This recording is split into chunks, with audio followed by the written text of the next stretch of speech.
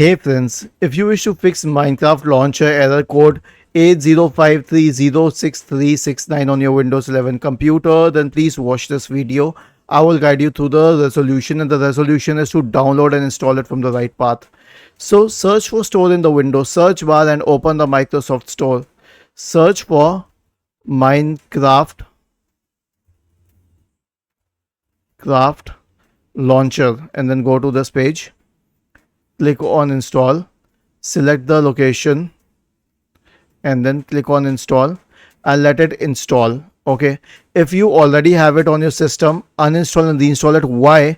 Because when you install it from a third party website, it does not necessarily install it in the right manner, the right location. It may work for other applications, but it's a little different for the Minecraft launcher. So uninstall it and reinstall it from this path. It doesn't take long, it is already installed almost, and this will fix your problem. You can click on play, see it will launch. Was this helpful? If yes, then please subscribe to the channel. If not, then let us know in the comment section of the video on how we could help you further. Thank you for watching this video and have a nice day.